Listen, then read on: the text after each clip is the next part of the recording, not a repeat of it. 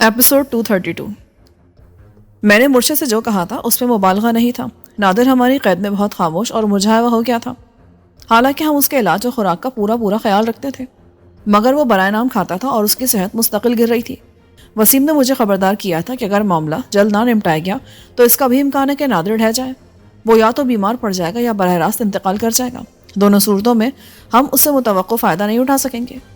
میری ہدایت پر وسیم ڈاکٹر سے اسے ایکسٹرا سپلیمنٹ دلوانے لگا تاکہ اس کے اندر کی توانائی بحال رہے۔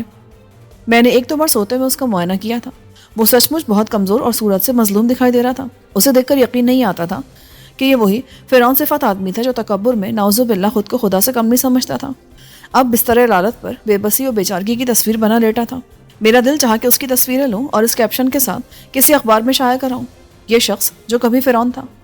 میں شاید ایسا نہ کرتا، لیکن میں نے اس کی کئی تصاویر لے لی تھی۔ میں احتیاط کر رہا تھا، اتنے دن سے باہر نہیں نکلا تھا۔ اپنے حلیے میں تبدیلی کے لیے سر کے چھوٹے بالوں کے ساتھ میں نے فرینچ کٹ رکھ لی تھی، اس سے اوپر شیو ایک دو دن بڑھا کر رکھتا تھا۔ اس سے میرے رنگ میں سیاہی مائل تاثر آتا تھا۔ نسبتاً گہرے رنگ کے فریم کی اینک لگا کر میرا تاثر خاصا مختلف نظر آتا تھا۔ مجھے امید تھی کہ رات کے وقت اس حلیے میں کوئی بالکل پاس سے مجھے شناخت کر سکے تو کر سکے، ورنہ دور سے اور سرسری نظروں سے شناخت کرنا تقریباً ناممکن تھا۔ یعنی اگر کوئی بیڈ لک نہ ہو تو میں محفوظ ہی تھا۔ میرے ذہن میں ندیم کی وارننگ تھی، اس کے بعد میں زیادہ محتاط ہو گیا تھا۔ کسی بھی بد احتیاطی کے نتیجے میں میرا کیس بگڑ جاتا اور میرے ساتھیوں کی کوششوں پر پانی پھر جاتا۔ شام کے وقت میں اور وسیم نکلے۔ ایاز پہلے ہی جا چکا تھا، اب اسے گاڑیوں کا کام کرنا تھا۔ وسیم کا خیال تھا کہ وہ حویلی سے جو گاڑیاں لائے تھے اب انہیں ٹھکانے لگا دینا چاہیے اور ان کی جگہ دوسری گاڑیاں لے لینی چاہیے۔ کمیونیکیشن وین مل گئی تھی۔ گزشتہ دن ہی وسیم نے اسے دیہی مکان میں شفٹ کیا تھا، اس کا سارا سامان نکال لیا تھا جو اب اس میں دوبارہ فٹ کرنا تھا۔ اس پر ہلکا سرمئی رنگ کر دیا گیا تھا جو دن میں واضح نظر آتا لیکن رات کو یہی رنگ سیاہ ہو جاتا۔ اس سے دیکھنے والوں کو کنفیوز کیا جا سکتا تھا۔ وسیم نے اپنے سارے آدمیوں کو بلانے کے بجائے ان 10 افراد کو بلایا تھا جو عرصے سے اس کے ساتھ تھے اور جن پر اسے پورا اعتماد ہو گیا تھا۔ ان میں سے 6-7 دیہی مکان میں رہتے تھے اور وہ ایک طرح حویلی کا متبادل بن جاتا۔ 3-4 کوٹھی میں رہتے، اسلحہ اور تمام خاص چیزیں دیہی مکان میں رکھی جاتی اور کوٹھی میں صرف ضرورت کی اشیاء اور مانی کا سیٹ اپ کام کرتا۔ اس وجہ سے ہمیں بہت آسانی ہو گئی تھی، خاص طور سے الیکٹرانک سیکیورٹی اور انٹرنیٹ کے استعمال میں۔ ہم دیہی مکان پہنچے۔ عبداللہ کی کوٹھی سے یہ جگہ تقریباً آدھے گھنٹے کی مسافت پر تھی، اس لحاظ سے یہ حویلی سے بہت بہتر تھی جہاں آنے جانے میں گھنٹے سے کم نہیں لگتا تھا۔ علاقہ ویران تھا اور آس پاس کچھ نہ تھا۔ زمین کیونکہ شاملات کی تھی اس لیے اس پر درخت اور جھاڑیاں تھیں اور کھیت بھی نہ تھے۔ بلند جگہ ہونے کی وجہ سے مکان سے آس پاس کا منظر خاصی دور تک صاف دکھائی دیتا تھا۔ رات ہونے کی وجہ سے یہ منظر واضح نہیں تھا۔ یہاں بجلی تھی مگر گیس نہیں تھی۔ پانی کے لیے صحن میں بورنگ کر کے موٹر فٹ کی ہوئی تھی۔ مکان میں 6 بڑے پختہ کمرے تھے جو ایل کی صورت میں بنے ہوئے تھے۔ اس ایل کے سامنے سیمنٹ کی شیٹوں سے بنا برآمدہ تھا۔ ایک طرف لائن سے کچن، بڑا سا باتھ روم اور لیٹرین بنے تھے۔ تینوں بہت اچھے اور ٹائل سے آراستہ تھے۔ کچن میں LPG سلنڈر لگا ہوا تھا۔ مکان تعمیر کے لحاظ سے دیہاتی تھا لیکن صاف ستھرا اور رہائش کے لیے بہترین تھا۔ وسیم نے یہاں حویلی والا سیٹ اپ کیا تھا۔ 3 کمروں میں فرش پر دبیز انڈرلیل کے ساتھ قالین بچھا لیے تھے اور چوتھے کمرے کو اسلحے، سامان اور کنٹرول روم کے طور پر منتخب کیا تھا۔ 2 کمرے خالی تھے، ان کا مصرف بعد میں تلاش کیا جا سکتا تھا۔ یہاں نگرانی کرنے والے آلات نہیں تھے، مانی آتا تو وہی آلات حاصل کرتا اور پھر انہیں لگاتا۔ صحن بہت بڑا تھا اور یہاں جہازی سائز کی 3 چارپائیاں پڑی ہوئی تھیں جن پر پوری بارات آرام کر سکتی تھی۔ پیپل اور نیم کے کئی بڑے درخت جن کے تلے چارپائیاں پڑی تھیں کیونکہ اب دن میں دھوپ قابل برداشت نہیں رہی تھی۔ گاڑیاں کھڑی کرنے کے لیے جگہ بہت تھی۔ وسیم کے سارے آدمی ابھی یہیں تھے۔ کوٹھی میں کوئی نہیں تھا، اسے مانی اور بیتو کے آنے کے بعد دیکھا جاتا۔ ویسے خاصا سامان وہاں بھی پہنچایا گیا تھا۔ وسیم کے آدمیوں میں سے کچھ رات کے کھانے کی تیاری کر رہے تھے۔ ہمارے آنے سے ذرا پہلے ایاز 2 گاڑیاں لے کر چلا گیا تھا، وہ ان کا سودا کر کے اور دوسری 2 گاڑیاں لے کر ہی واپس آتا۔ اب وسیم کے پاس صرف ایک کار تھی۔ ایاز کی جیپ بھی اس نے فروخت کر دی تھی کیونکہ وہ بھی کئی بار نظروں میں آ چکی تھی، حالانکہ اسے اپنی جیپ بہت پیاری تھی اور اس نے اسے سنبھال کر رکھا ہوا تھا۔ کھلی جگہ ہونے کی وجہ سے یہاں موسم خوشگوار تھا۔ رات کا کھانا کھا کر ہم چارپائیوں پر آن لیٹے۔ رات کے لیے وسیم نے 2 آدمیوں کی ڈیوٹی لگا دی تھی، یعنی رات بھر 2 افراد جاگ کر پہرا دیتے۔ مکان کے گرد 4 دیواری تھی لیکن یہ 7 فٹ بلند تھی۔ وسیم نے باہر سے جائزہ لیا تو کئی جگہوں پر دیوار کے ساتھ پتھر مٹی جمع ہونے سے اس کی اونچائی 5 فٹ رہ گئی تھی۔ دن میں وسیم نے ان تمام جگہوں کو صاف کرایا تھا اور دیوار سے ملبہ ہٹوا دیا تھا، مگر دائیں طرف ابھی بھی خاصا ملبہ پڑا ہوا تھا۔ دوسرے مرحلے میں دیواروں پر خاردار باڑ لگائی جاتی۔ کمروں پر چھت تھی لیکن اوپر جانے کے لیے پختہ سیڑھی نہیں تھی۔ بانس کی ایک سیڑھی تھی جس سے چھت پر چڑھا جا سکتا تھا۔ رات کو کسی قدر ٹھنڈ ہوئی تو ہم اٹھ کر اندر آ گئے۔ میں اور وسیم ایک کمرے میں سوئے تھے، اس کے آدمی دوسرے کمروں میں تھے۔ کرنے کا کچھ نہیں تھا اس لیے ہم مستقبل کی پلاننگ کرتے رہے۔ 12 बजे के बाद मुझे नींद आ गई। रात किसी वक्त मुझे नींद में लगा जैसे कोई गड़बड़ है। मेरी आंख खुल गई। बाहर कुछ भागदौड़ हो रही थी और वसीम अपनी जगह पर नहीं था। रात के 3 बज रहे थे। मैं उठकर दरवाजे तक आया। कुछ लोग मेन गेट के साथ मौजूद थे। क्या हुआ है? मैंने बरामदे की तरफ आने वाले को रोका। जनाब, मकान के बाहर कुछ पुरस्कार नकलो हरकत हो रही है। कमांडर ने सबको अलर्ट कर दिया है। वसीम के 2 आदमी सीढ़ी लगाकर छत पर चले गए थे। उनके पास नाइट विजन, दूरबीनें और ऐनकें थी। वसीम खुद गेट के पास मौजूद था। मैं उसके पास आया। क्या हो रहा है? बाहर सड़क पर 2 गाड़ियां खड़ी हैं। उनसे कुछ लोग उतरकर मकान के चारों तरफ फैल गए हैं। उनकी तादाद कम से कम 8 है। मुसल्ला है? अभी सही से कुछ नहीं मालूम।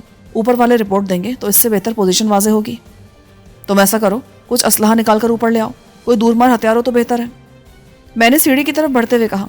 छत ऊपर से मुस्तैसा थी और कोई खड़ा होता तो दूर से साफ दिखाई देता। मामूली से 4 दीवारी भी नहीं थी। वसीम के दोनों आदमी 2 अलग सिमतों में रुख किए लेटे हुए थे।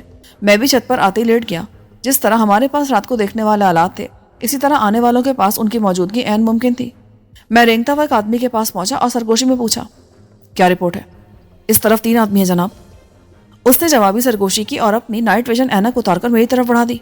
इसी तरफ देखें। मैंने ऐनक लगाकर उसकी बताई हुई सिमत में देखा तो मकान से कोई 150 फुट के फासले पर 3 अफराद तकरीबन साथ साथ दिखाई दिए। वो दबे कदमों मकान की तरफ बढ़ रहे थे और उनके हाथों की पोजीशन से अंदाजा हो रहा था कि उन्होंने असलहा उठा रखा था, यानी हाथों का अंदाज राइफल बदस था। ये मकान का दाएं तरफ वाला हिस्सा था। दूसरे आदमी के मुताबिक अकबी सिमत में भी 2 अफराद मौजूद थे, लेकिन वो फासले पर रुके हुए थे और मकान की तरफ आने की कोशिश नहीं कर रहे थे। बाएं तरफ दीवार के साथ छोटी सी खाई थी और उस तरफ से किसी का अंदर आना बहुत मुश्किल था। सबसे आसान दाएं तरफ वाली दीवार थी। सामने से आना आसान था, लेकिन कोई बेखबरी में मुश्किल से अंदर घुस सकता था। इसलिए आने वालों ने आसान तरीन रास्ता इख्तियार किया था। ये कमरों के पीछे मौजूद दीवार थी। उस पर चढ़कर वो आसानी से अंदर कूद सकते थे। वसीम आहिस्ता से बोला, क्या ख्याल है? ये दुश्मन है? कुछ कह नहीं सकते। मैंने जवाबी सरगोशी की। वैसे जिस तरह आ रहे हैं उससे लग रहा है जैसे इनको मालूम है कि मकान के अंदर आने का आसान रास्ता किस तरफ से है। वसीम ने गौर किया और बोला, आप ठीक कह रहे हैं। ये किसी और तरफ से पेशकदमी नहीं कर रहे, सिर्फ उसी तरफ से आ रहे हैं। वसीम रेडियो ले आया था और अब अपने आदमियों से राब्ते में था। वो उसे आने वालों की पोजीशन से आगाह कर रहे थे। सवाल यह है कि अगर ये दुश्मन नहीं है तो इस तरह खामोशी से आकर घेरा डालने और इन 3 अफराद की मकान की तरफ पेशकदमी का मकसद क्या है? ये तो तीनों आने वाले बताएंगे। वसीम ने कहा और अपने आदमी को हिदायत देने लगा कि आने वालों का इस्तकबाल कैसे करना है। मैंने उसे मशवरा दिया कि शोर शराबा किए बगैर ये काम करें ताकि बाहर वालों को खबर ना हो। इस दौरान में आने वाले दीवार तक पहुंच गए थे, इसलिए हम किनारे से पीछे सरक गए, वरना वो हमारे सरों के हिवले देख सकते थे। सहन में रोशनी थी और उसका इनकास यहाँ तक आ रहा था।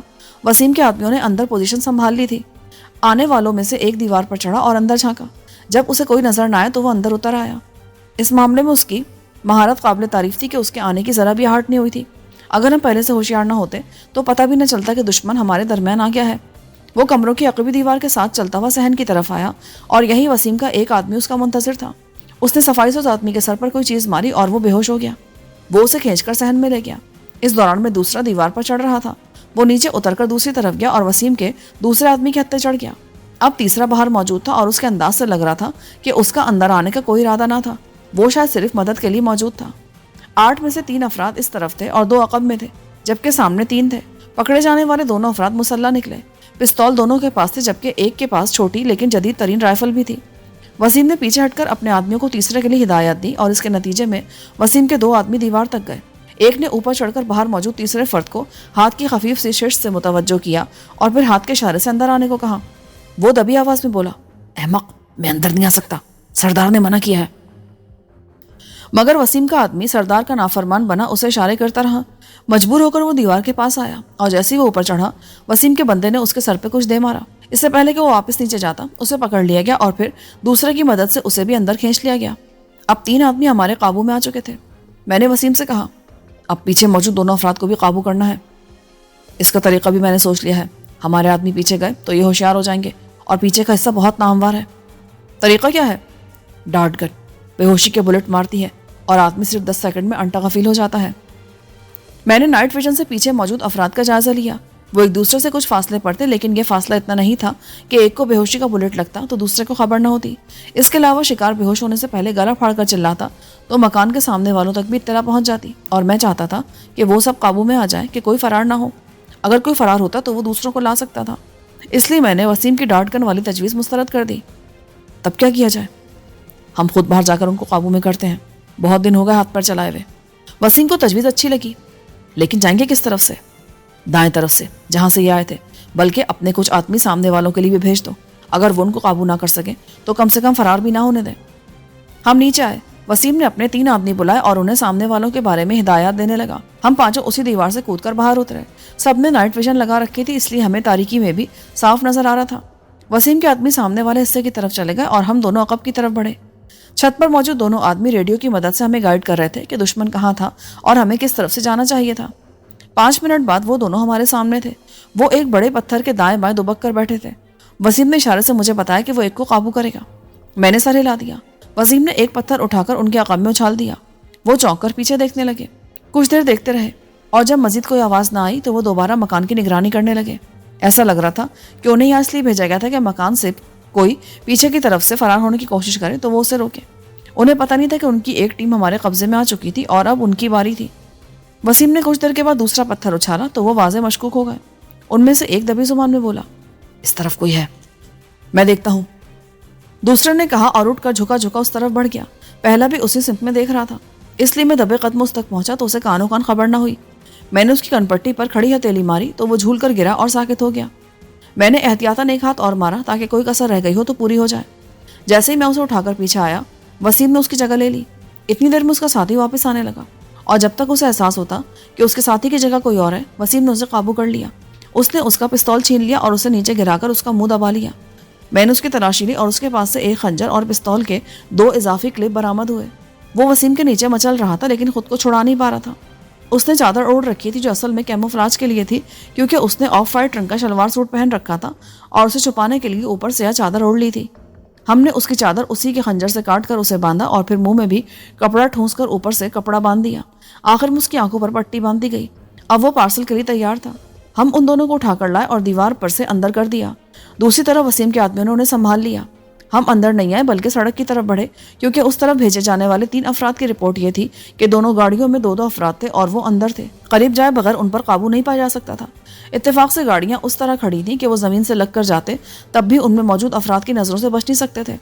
میں نے وسیم سے کہا، انہیں باہر لانے کے لیے کچھ کرنا پڑے گا۔ کیا؟ تمہارے پاس بے آواز پستول ہے؟ ہاں، لیکن وہ اندر ہے۔ تو منگوا لو۔ وسیم واپس گیا اور پستول لے کر آ گیا۔ اس کا نشانہ مجھ سے بہتر تھا، اس لیے اس نے اتنے فاصلے سے ایک گاڑی کا پچھلا ٹائر برسٹ کر دیا کہ گولی چلنے کی خفیف سی آواز بھی گاڑیوں میں بیٹھے افراد تک نہ پہنچے۔ گولی چلنے کی آواز تو ہمیں بھی مشکل سے سنائی دی، لیکن ٹائر برسٹ ہونے کا دھماکہ اتنا بلند تھا کہ گاڑیوں میں بیٹھے افراد کے ساتھ ساتھ ہم بھی اچھل پڑے۔ چاروں فوراً گاڑی سے نیچے اترے۔ ان میں سے ایک بولا، یہ کیا تھا؟ تیری ماں کا، دیکھ نہیں رہا ٹائر برسٹ ہوا ہے۔ وہ آپس میں بک بک کرنے لگے۔ زبان اور گفتگو سے وہ نچلے طبقے کے جرائم پیشہ لگ رہے تھے۔ ان میں سے ایک خاموش تھا جو بعد میں ان کا سردار ثابت ہوا۔ اس نے دھیمی آواز میں غرا کر کہا، بکواس بند کرو، وہ تینوں کہاں مر گئے؟ اب تک گیٹ کیوں نہیں کھولا؟ اس کا اشارہ یقیناً دائیں طرف سے آنے والوں کی طرف تھا۔ ان کا کام اندر اتر کر گیٹ کھولنا اور ممکنہ طور پر صحن یا کمروں میں موجود افراد کو قابو کرنا تھا۔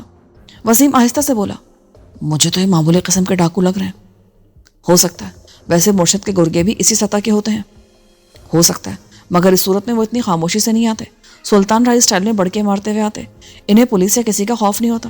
دوسرے وہ 8-9 بندے نہیں بھیجتا۔ وہ ہمیں اچھی طرح جانتا ہے، کم سے کم 2.5-3 درجن چھٹے ہوئے بدماش روانہ کرتا۔ میں قائل ہو گیا، اگر یہ ڈاکو ہیں تو اس غریبانہ سے مکان میں کیا توقعات دے کر آئے ہوں گے؟ ممکن ہے یہ گاڑیوں سے سمجھے ہو کہ اندر اچھا خاصا مال مل جائے گا۔ اس دوران میں سردار کی فکر مندی تشویش میں بدل کر وقفے سے اس کے منہ سے مغلظات کی صورت میں خارج ہو رہی تھی۔ وہ بے تکلفی سے اندر جانے والوں کے خاندان سے ناجائز رشتے قائم کرا تھا۔ بالآخر اس کے صبر کا پیمانہ لبریز ہو گیا۔ اس نے 2 آدمیوں کو اندر جانے اور ان تینوں کی اطلاع لانے کا حکم دیا۔ وہ دائیں طرف سے روانہ ہوئے۔ وسیم نے اپنے آدمیوں کو ان کے بارے میں خبردار کیا، انہیں بھی خاموشی سے قابو میں کرنا۔ مگر وہ ایسا نہ کر سکے۔ ان میں سے ایک نے قابو کیے جانے کے دوران فریاد کی، ہائے ماں! الفاظ کی صورت میں ہم یہ فریاد مائک پر سن رہے تھے۔ ویسے یہ آواز سردار اور اس کے دوسرے ساتھی تک بھی پہنچ گئی تھی اور وہ فوری طور پر چونکنا ہو گئے۔ سردار بولا، یہ آواز کیسی ہے؟ مجھے گڑبڑ لگ رہی ہے۔ جو اندر جاتا ہے منوس کا بچہ اندر ہی بیٹھ جاتا ہے۔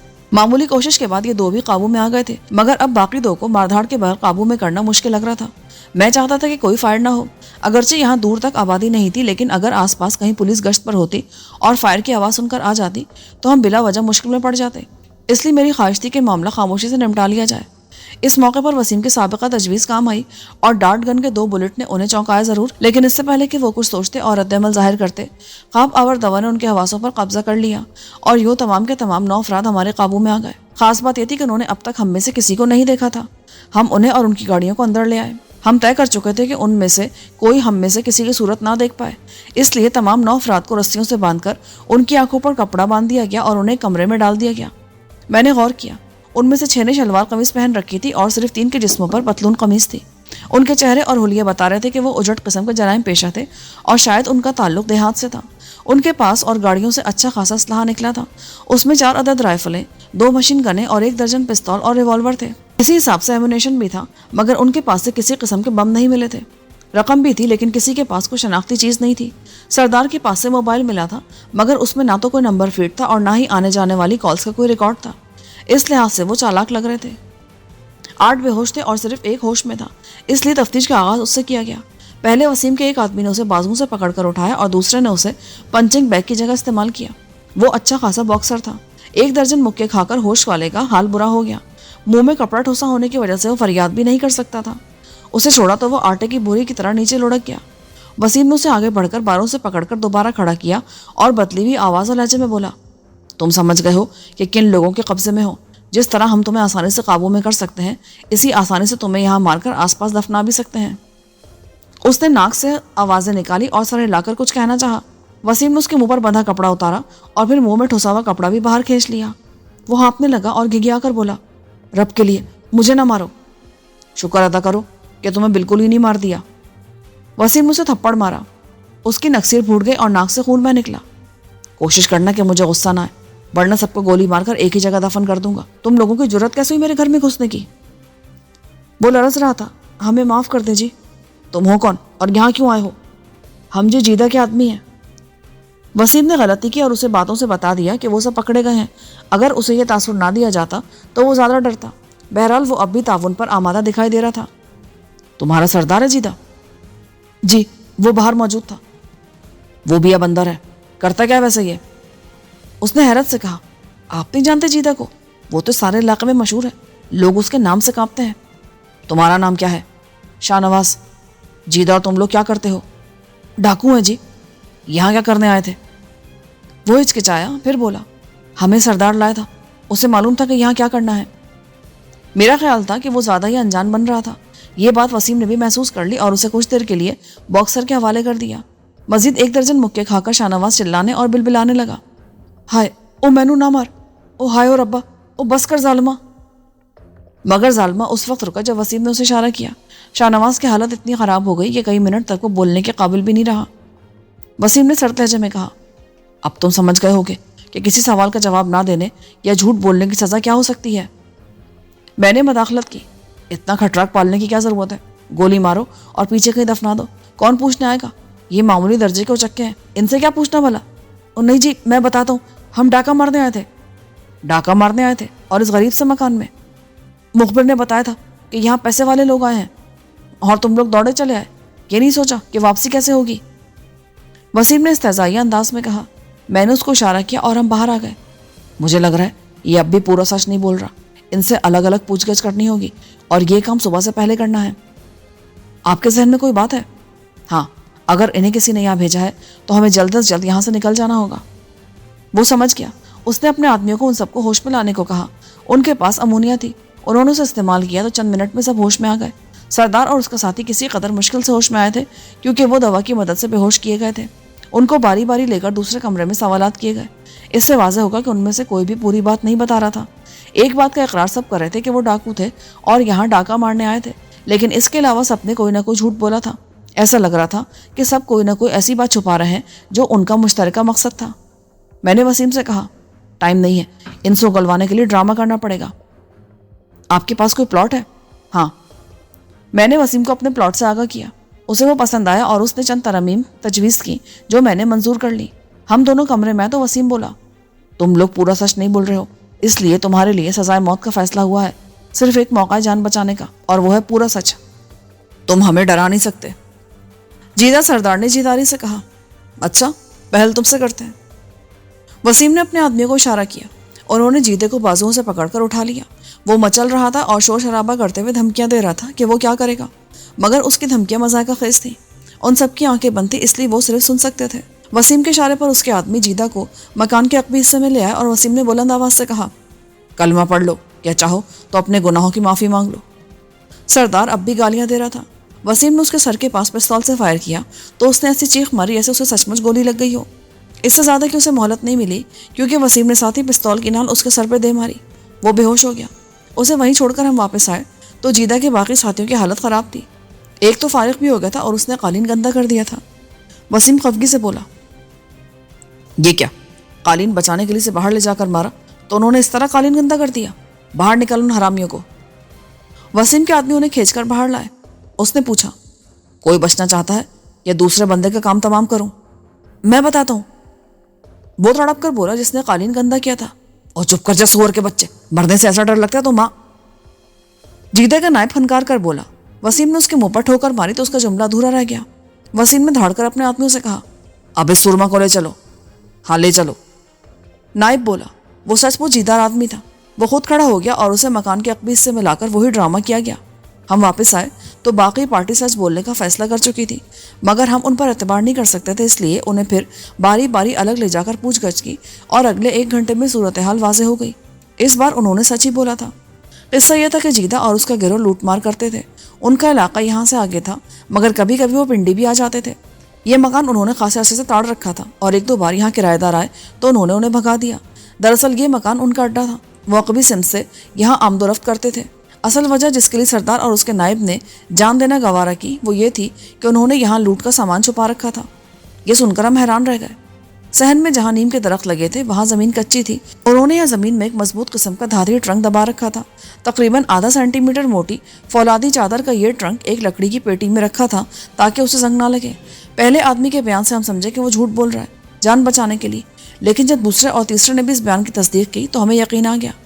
ہماری قسمت دیکھیں کہ خفیہ ٹھکانہ تلاش کیا تو وہ ڈاکوں کا ڈیرا نکلا۔ میں نے اور وسیم نے الگ جا کر میٹنگ کی۔ یہ تو معاملہ ہی دوسرا نکلا۔ اس کے باوجود ہمیں یہ جگہ چھوڑنی پڑے گی۔ میں نے سر ہلایا۔ ٹھیک کہہ رہے ہو، کیونکہ ان لوگوں کو چھوڑنا پڑے گا۔ 8 افراد کا قتل بہت مشکل کام ہوتا ہے۔ 1-2 ہوتے تو سوچا جا سکتا تھا، اور انہیں چھوڑ دیا تو ہم غیر محفوظ ہو جائیں گے۔ اپنی بھی کیا قسمت ہے، ابھی آ کر بیٹھے بھی نہیں تھے کہ یہ نازل ہو گئے، اب یہاں سے بھی جانا پڑے گا۔ مجبوری ہے یار، یہ بھی اللہ کی مہربانی ہے کہ ہم بے خبری میں شکار نہیں ہوئے، ورنہ یہ ہمیں کہاں چھوڑتے۔ تب کیا خیال ہے، ہم ان کے ساتھ وہی سلوک نہ کریں؟ نہیں، ہم جرائم پیشہ نہیں ہیں، اس لیے ان کے ساتھ وہ سلوک نہیں کر سکتے۔ تب کیا ایسے ہی چھوڑ دیں؟ ایسے ہی نہیں چھوڑیں گے، ان کی وجہ سے ہمیں جگہ چھوڑ کر جانی پڑے گی، اس لیے انہیں اس کا خمیازہ بھگتنا پڑے گا۔ انہوں نے جو مال دبا رکھا ہے وہ ہم لے جائیں گے۔ وسیم خوش ہو گیا۔ یہ ٹھیک ہے، ہمارے لیے تو وہ حلال ہی ہوگا۔ وقت کم تھا اس لیے ہم تیزی سے حرکت میں آئے۔ سب نے اپنے چہرے نقابوں سے چھپائے اور پھر ان کی آنکھوں سے پٹیاں اتار دیں۔ یہ دیکھ کر ان کا صدمے سے برا حال ہو گیا کہ سردار اور اس کا نائب زندہ تھے، بلکہ وہ خوفزدہ بھی تھے کہ اب وہ دونوں انہیں نہیں چھوڑیں گے۔ جس کا پیشاب خطا ہوا تھا وہ بولا، تو تم نے دھوکہ دیا ہمیں؟ تو کیا شرافت سے پیش آتے تم جیسے ڈاکوؤں سے؟ وسیم نے استہزائیہ انداز میں کہا، سردار مجھے زندہ نہیں چھوڑے گا، بلکہ ہم میں سے کسی کو بھی زندہ نہیں چھوڑے گا۔ یہ تم لوگوں کا آپسی معاملہ ہے، اب اٹھو اور زمین کھودو۔ وسیم لاپرواہی سے بولا، زمین کھودنے کے آلات بھی وہی لائے تھے، ورنہ ہمارے پاس کہاں تھے؟ لکڑی کا باکس زمین میں 2 فٹ کی گہرائی میں تھا۔ مٹی بہت سخت نہیں تو نرم بھی نہ تھی۔ بہرحال 3 آدمیوں نے مل کر آدھے گھنٹے میں زمین کھود ڈالی۔ لکڑی کا باکس 2 بائی 3 فٹ کا تھا۔ اس پر پلاسٹک کور بچھا تھا تاکہ یہ اوپر سے آنے والی نمی سے محفوظ رہے، اور تالے پر باقاعدہ پلاسٹک چڑھا کر اسے دھاگے سے سیل کیا گیا تھا، اس لیے باکس اور تالا دونوں صاف ستھری حالت میں تھے۔ چابی سردار کے پاس سے ملی، بلکہ اندر موجود لاکر کی چابی بھی اس کے اور نائب کے پاس تھی۔ یہ 2 چابیوں سے کھلنے والا لاکر تھا۔ باکس کا ڈھکن کھولا گیا تو لاکر سامنے آ گیا۔ یہ بالکل صاف ستھری حالت میں تھا، کیونکہ اندر بھی پلاسٹک شیٹ بچھائی گئی تھی، لاکر کو نمی اور مٹی سے محفوظ کر رہی تھی۔ چابیاں لگا کر اسے کھولا تو ہم نے اندر جھانکا۔ ہماری آنکھیں کھلی کی کھلی رہ گئیں۔ لاکر 2.5 فٹ چوڑا، 1.25 فٹ لمبا اور کوئی 2 فٹ ہی گہرا تھا۔ یہ پورا لاکر تقریباً 80% سونے کے زیورات اور کرنسی نوٹوں سے بھرا ہوا تھا۔ کرنسی نیچے تھی، اس پر گتے کی ایک شیٹ تھی اور پھر اوپر سونے کے زیورات رکھے تھے۔ ان کا وزن کسی بھی طرح 10-12 کلو گرام سے کم نہیں تھا۔ یہ میں خالص سونے کا وزن بتا رہا ہوں، ورنہ کھوٹ، پتھر، نگینے اور ڈوریاں وغیرہ ملا کر وزن 20 کلو گرام سے بھی زیادہ تھا۔ وسیم بولا، میرے خدا، ان لوگوں نے تو بہت لوٹ مار کی ہے۔ ایک کھدائی کرنے والا حسرت سے بولا، 5 سال سے جمع کر رہے تھے، سردار نے کہا تھا کہ 10 سال میں سب کروڑپتی ہو جائیں گے۔ اس نے غضبناک نظروں سے سردار کی طرف دیکھا۔ بس ضرورت کر لیتے تھے۔ میرا خیال تھا کہ سردار انہیں الو بنا رہا تھا۔ اس نے اپنے ذہن میں کوئی ٹارگٹ بنا رکھا تھا، جب وہ پورا ہو جاتا تو وہ باقی سب کو مار دیتا یا دھوکہ دے کر ایسا غائب ہوتا کہ وہ اسے تلاشی کرتے رہ جاتے۔ میں نے مٹھی پر زیور نکال کر دیکھا۔ اس میں بہت اچھا والا زیور بھی تھا، یعنی بھاری اور کئی تولے کا بنا ہوا، اور ایسی معمولی چیزیں بھی تھی جو شاید 1 گرام کی بھی نہ ہو۔ ایسی ہلکی چیز کو غریب عورت ہی پہن سکتی تھی۔ میرا سینہ بوجھل ہو گیا۔ ان ڈاکوؤں نے نہ جانے کتنے گھروں کے خواب اجاڑے ہوں گے۔ پھر مجھے اور وسیم کو غصہ آنے لگا۔ ہمارا رد عمل دیکھ کر کھدائی کرنے والے تینوں ڈاکوؤں کی حالت خراب ہونے لگی۔ ان میں سے ایک بولا، ہمارا قصور صرف اتنا ہے کہ ہم سردار کے کہنے پر چلتے تھے۔ بکواس کرتے ہو تم۔ اگر سردار کہتا اپنی ماں کو لوٹ کر لاؤ، کہتے تم ایسا ہی کرتے؟ تم سب برابر کے شریک ہو اور اس قابل ہو کہ تمہیں قتل کر کے اسی گڑھے میں دفن کر دیا جائے۔ وہ سمجھے کہ وسیم کا ارادہ سچ مچ ایسا ہی کرنے کا ہے۔ وہ چلانے اور معافی مانگنے لگے۔ وسیم کے آدمیوں نے انہیں دوبارہ باندھ دیا۔ ان سب کو خالی کمرے میں لا کر ڈال دیا گیا۔ ان کاموں میں صبح ہو گئی۔ وسیم کے آدمیوں نے روانگی کی تیاری شروع کر دی اور طے ہوا کہ ابھی ہم کوٹھی پر جائیں گے۔ گاڑیاں نہیں تھیں۔ پیکنگ کے بعد 2 آدمی کو چھوٹا ٹرک لینے کے لیے گئے۔ وسیم نے انہیں ناشتہ لانے کو بھی کہا کیونکہ کچن کا سامان بھی پیک ہو گیا تھا۔ 1 گھنٹے بعد وہ ایک شہزور ٹرک کے ساتھ ناشتے میں حلوہ پوری اور چھولے لے کر آئے۔ باری باری سب نے ناشتہ کیا اور اس دوران میں ٹرک پر سامان بھی لوڈ کرتے رہے۔ 1 گھنٹے بعد جب سورج کسی قدر بلند ہو گیا، ٹرک اور دوسری گاڑیاں روانہ ہو گئیں۔ سب سے پہلے لاکر نکال لیا گیا تھا اور گڑھے کو مٹی سے پر کر دیا گیا تھا۔ اس پر اس طرح سوکھے پتے بکھیر دیے گئے کہ کسی کو کھدائی کا شک نہ ہو۔ آخر میں وہاں صرف میں اور وسیم رہ گئے۔ اس نے وجہ نہیں پوچھی، لیکن عبداللہ کو کال کر کے روانگی کا بتا دیا۔ پھر اس سے کہا کہ وہ کوٹھی پر آ کر لاکر لے جائے۔ اس کی چابیاں وسیم کے پاس تھی۔ جب سب چلے گئے تو وہ بولا، ہم کیوں رکے ہیں؟ مجھے اب بھی شک ہے کہ انہوں نے پوری بات نہیں بتائی ہے۔ اس قسم کے ڈاکو کسی قسم کی مدد کے بغیر یوں آزادانہ نہیں پھر سکتے۔ تو پھر لازمی بات یہ ہے کہ ان کو کسی نہ کسی بااثر آدمی کی مدد حاصل ہوگی۔ میں بھی یہی دیکھنا چاہتا ہوں کہ ان کے پیچھے کون ہے۔ کیا اس سے کوئی فائدہ ہوگا؟ میرا تو ارادہ ہے کہ ان کو یہیں بندھا چھوڑ کر چلے جائیں۔ بھوک پیاس سے مر جائیں گے۔ نہیں، ہم ایسی صفاقی نہیں دکھا سکتے۔ ہو سکتا ہے کوئی فائدہ ہی ہو جائے۔ کرنا کیا ہے؟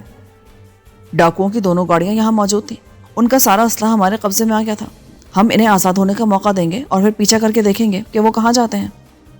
ٹھیک ہے، یہ کر کے دیکھتے ہیں۔ ویسے مجھے بیچارے مالک کے مکان کا خیال آ رہا ہے۔ ہم تو چلے جائیں گے، بعد میں کہیں وہ مشکل میں نہ پڑ جائے۔ اس کا کیا قصور ہوگا؟ اس نے مکان کرائے پر دیا۔ اب اسے کیا معلوم کہ ہم کیسے لوگ تھے؟ وہ سچ بول کر اپنی جان بچا لے گا۔